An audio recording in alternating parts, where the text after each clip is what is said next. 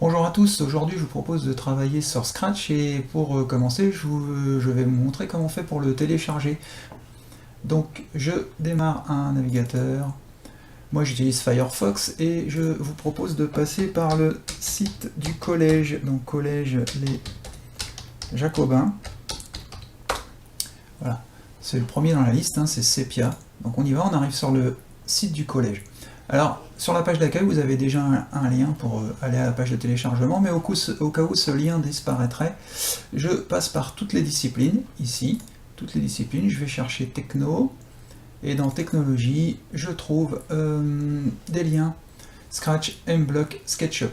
J'ouvre cette page, et je vais sur le lien qui correspond à Scratch.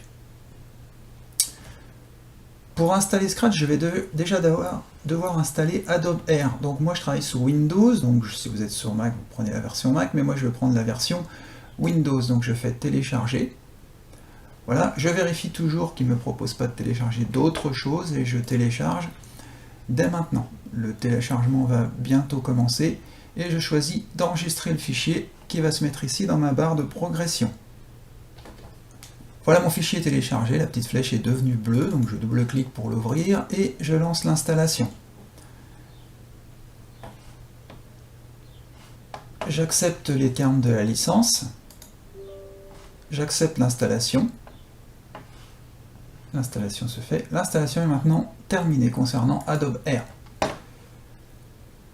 Je reviens en arrière pour revenir à ma page Scratch et je vais maintenant installer l'éditeur hors ligne Scratch, ce qui veut dire qu'il va être posé sur votre ordinateur.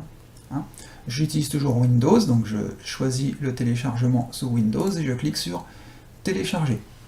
Et j'enregistre le fichier qui, une fois de plus, va se mettre dans ma zone téléchargement. Voilà, le téléchargement est terminé, la flèche est bleue, j'ouvre et j'ouvre Scratch. Voilà, il faut patienter un petit peu, c'est un peu long, mais une nouvelle fenêtre s'est ouverte où je vois que mon Scratch Office Offline est prêt à être installé. Donc du coup, je vérifie quand même ce qu'il me propose, j'ajoute une icône sur le bureau, oui, et je démarre l'application à la fin de l'installation. Je vais le décocher, mais on peut le laisser, c'est pas un problème, c'est juste pour que je vous montre après. Ensuite, il va me le mettre dans mon programme file, donc tout va bien. Et je continue l'installation. J'autorise à modifier mon ordinateur, l'installation. Normalement, ça va relativement vite. Voilà, la barre de progression, toujours. Voilà. Et l'installation est terminée. Je peux maintenant fermer ou réduire mon navigateur et je reviens sur mon bureau. Je constate que Scratch a installé un icône sur mon bureau et je vais maintenant lancer Scratch. Voilà. Vous reconnaissez la fenêtre qu'on a au collège, je vous propose comme d'habitude de vous mettre en plein écran. Voilà. Et puis, c'est important de se mettre en plein écran. Et puis, dans la petite map monde qu'on trouve ici, de choisir la langue qui va vous plaire. Alors moi, je vais prendre le français, hein. Ça sera mieux pour moi. Donc ici, je clique français et je constate que mes icônes et tous mes blocs Scratch sont en français.